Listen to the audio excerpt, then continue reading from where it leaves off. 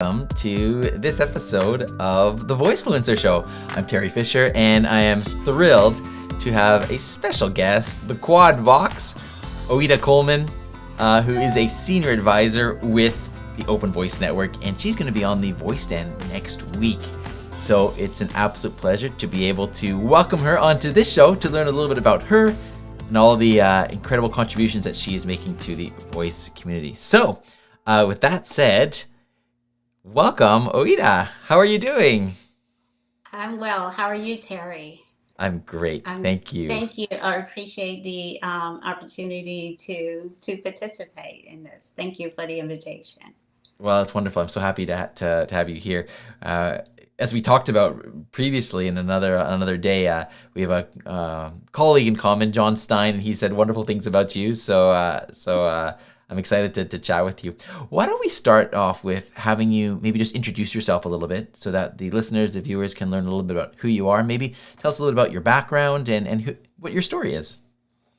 All right. Well, thank you. Oh, yes, as you mentioned, my colleague, Executive Director John Stein of the Open Voice Network. So I am happy to serve as Senior Advisor for the Open Voice Network.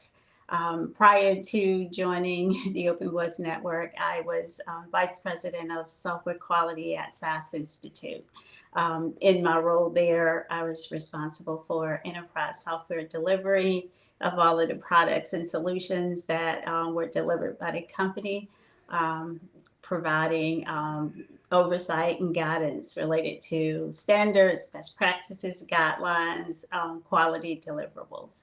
So it was really a natural progression after leaving SAS to continue in the vein of providing guidance related to standards and best practices, in this case, in the voice technology industry. That's wonderful. And I'm curious, how did you first learn about voice technology? What was your entrance into that particular area of technology? Well, at SAS has a very broad portfolio of products, from data management to customer intelligence, analytics, artificial intelligence, and Internet of Things. So one of some of the products that SAS worked with related to chatbots and voice. So in my role, leading the testing organization, we were responsible for testing products across the spectrum that the company delivered. So that was my first entry into it. My involvement with the Open Voice Network is I got a connection on LinkedIn from a John Stein that said basically the Open Voice Network, making voice worthy of user trust. Come join us. And I've been with the organization for over a year now. That's wonderful. They're doing such important work, and so it's great. And every time I meet somebody else who's involved with the Open Voice Network, I'm just more and more impressed with the type of people that are part of the organization. So it's wonderful. I'm sure. Actually, that is one of the most exciting things that I'm enjoying. It's just the talent, the breadth of talent, and the diversity as well. I'm really looking at the organization and the representation across 12 countries worldwide. There are over 120 volunteers and enterprise leaders of just various backgrounds, very smart people from academia, from the enterprise, from it's just and then just independent companies. It's really a great group of people. That's great. Um, the Open Voice Network is doing so much work. What are some of the key topics or some of the key things that people are working on? Maybe even some that are particularly interesting to you personally. What are some of the big issues that the network is tackling? In my role, I am responsible for the privacy and security and ethical use portfolio. So we are working on privacy and security guidelines as well as enterprise or ethical use guidelines as well. So focusing on how do we make, again, voice worthy of user trust? How can we put together best practices and guidelines and policies around inclusivity, around consent, transparency, the use of data? How can we protect the user as well as the enterprise? So those are the things that the areas that I'm focused on primarily. That's great. And when I hear about protecting users' privacy and stuff, I can't help but think of like big companies that can collect data and things. This may be a more challenging question, but I'm just wondering, like, is there a way that the Open Voice Network is approaching that aspect where we know that big companies are collecting a lot of data? How do you sort of reconcile those two issues? Yeah, I get this, and I really that's kind of how I came up with my name. Quad Vox is the voice of reason.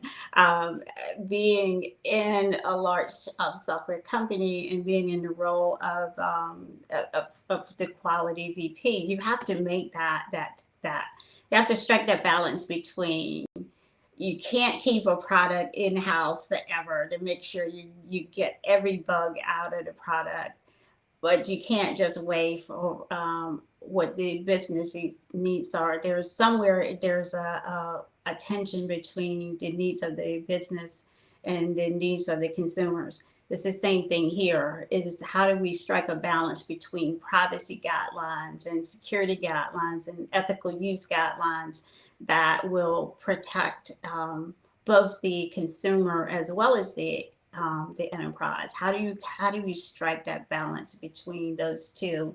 And that really is the value of the organization and the people who are involved. Is we are seeking counsel from the platforms as well as people in academic or the independent developers, strategists, and people across the industry in the different sectors, lending their voice to give us guidance to be able to do as you say. We can't we can't it can't be so strict that again you is something that no one will use, but it can't be so lean that the rights of the consumer are not protected as well. So there is a balance there. Fine That's balance there. needed. And you alluded to the nickname Quad Vox then, because Yes. as you know, people that come on the voice stand, we like to come up with nicknames. So you talked a little bit about that, but maybe you could just tell us a little bit more about how you came up with that name. Okay, it came. I was in a meeting with the Open Voice Network, and we were talking about privacy guidelines. We were talking about, well, what makes sense related to consent. How can you with the voice assistants users give consent, but then they also need the opportunity to revoke consent. It goes both ways. It's not consent is not perpetual. They should be able to also revoke consent as well. And it was during that meeting someone wrote in chat, listen to the voice of Oita Coleman. She makes so much sense. And so that was really just a reminder of my role of just how do you ask, how do you strike that balance? And coming from a background of software quality, one of the tenets or principles that we work from is the question of the five whys. With every answer, every to start with the question of why, and every time there's an answer or response you drill into is like, okay, well, why, and then why, until you get to five, you get to the root cause. And I'm sure you as a doctor physician, you probably have a similar thing as you're making diagnoses. Is the first answer really isn't the answer. You just have to really drill into, okay, well, why do you say that? Well, why? And just really look at it from different. It allows you to look at things from different perspectives: the consumer, from the enterprise, and just the users in general. Yes, absolutely. That's great, and you're absolutely right. Digging down the why is so important. And you're right. In my profession as well, sometimes the surface answer isn't really what is the underlying issue. So, Yeah. no, well Yeah. said. I see that we have a comment here. Nigel Wright is watching live, and he says, "Howdy to two of my favorite people, Hola Oita Oh and Dr. yes, Teri." yes. Nigel is very much. I enjoy his participation in the Ethical Use Task Force. He's one of the ones that reminds, and really is one of the people to really drive into the why of what we're doing. You know, for one example. That I will say is we were talking about transparency and the need to explain transparency and explainability. The needs for the consumer to understand what is happening with the use of their data. Right, and Nigel was very clear that just because you tell a user what you're going to do, you still need consent. Just telling them does not eliminate the need for them to totally understand and give consent for what you're about to do with the data. Again, just striking that balance between what are the different rights and what are the different values that you want to promote with voice. Yeah, that's the mantra that John Stein often pushes with us is, well, what are the values to be promoted and what are the rights to be respected around transparency, privacy, security, inclusivity. All of those things are so important. Absolutely. The more I hear you speak about this, and you mentioned, in my profession how there are some similarities. It's very interesting because you talked about consent, or and is it enough to just explain to somebody what something is so they have understanding, or do they give consent? And I think about that in my own profession. Like, it's the same. If you're going to do a procedure on somebody, just telling them, like, this is what the procedure is doesn't necessarily mean that they've given you permission to do that. Right. And Yeah. so there's some very interesting parallels there. So I find that fascinating. Yeah, and especially when it comes to, as you said, is the right to give consent. So just because right before an operation you go in, or procedure you go in, you get a consent prior to. But then the day of the procedure you go in, and right before they do the procedure they ask, do you still consent? So just because the day before when you went in for the pre-op visit, you consented at that point, you still have the opportunity right before to revoke that consent if you don't feel comfortable with your decision. Absolutely. Well, that's great. Just for fun here, I know that we create these little cards for the Voicefluencers on the voice end, and you shared a fun fact on it. And just for fun, maybe you can share that story here. Something about being in Vatican City. Or is that right? Yes, I think so. Tell us the story. I think I got, you know what I'm alluding to, right? Yeah, several years ago, when it was time to elect a new pope, I was there in Rome with my family on vacation, and they were having the conclave to select a new pope, and we were in downtown shopping. And all of a sudden, the shop owner said, "We need to shut down.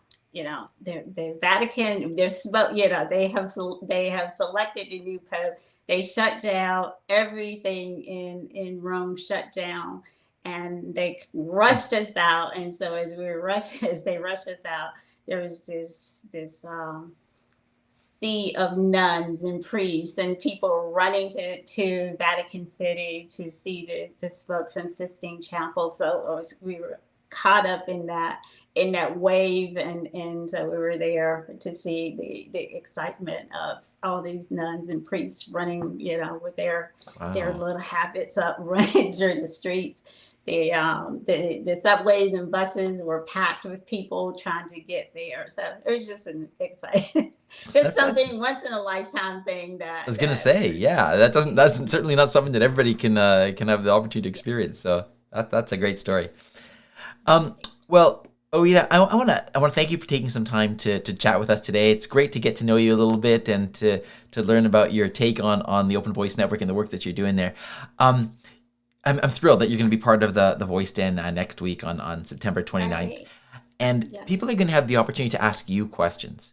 And so one of the Right. things I always like to ask you, the Voicefluencers, is what are the questions that you like to get from people? What are the things that you like to speak about? And I think we have a little glimpse into that already from what you said. But, you know, if you were to tell people, like, ask me these types of questions, that's what I'd like to talk about. What would you say? Um, questions around, I would love to hear questions, because then I'll see what's on people's mind related to what are their thoughts on privacy and security? What are their thoughts on synthetic voice? You know, what are the ethical considerations around that? What about the youth? You know, protection of youth, related to voice technology, and then what does it mean for consent from a youth standpoint? Other questions around, also the as the use of the technology expands beyond just the smart speakers to being included in automobiles. What does that look like when related to privacy? So you have your automobile not only collecting data about where you go, you know, what you're doing, and just how you drive. Well, then you now have voice data that adds to it. So now your automobile knows a whole lot more about you. And how do you feel about that? And the other thing that I'm curious about too is the generational. You know, they're Mm. my generation, your generation, but then the upcoming generation, their views on privacy are so different because they've grown up with this technology. Different views across the generation of, you know, what do they think about it, and how do we strike that balance between what is and what is to come? So that's That's great topics. And boy, there's a lot to talk about there. I hope we can get to some of those questions on the Voice Den, because that would be wonderful. Oita, yes. again, I want to thank you so much. Where can people go to learn more about you or the work that you do in the Open Voice Network? And like, what are some resources that you would like to direct people to? Um, Connect with me on LinkedIn. I am on LinkedIn, OITA COLEMAN, Oita Coleman. So connect with me there. Send me in message. I would love to talk to anyone. And also, we'll welcome participation in the Open Voice Network. We are open to all. Wonderful. Well, I'm going to finish off with this comment here from Nigel again. And he says, both your smiles say it all. Nigel's such a wonderful person, such a Yes, positive he person. is. Yes. And it's wonderful to finish off with that. So I'll say one more time, thank you so much, Oita. It's been an absolute pleasure Thank you here. for the invitation. All right, so there you go. We've had the Quod Vox, Oita Coleman, join us here on the Voicefluencer Show.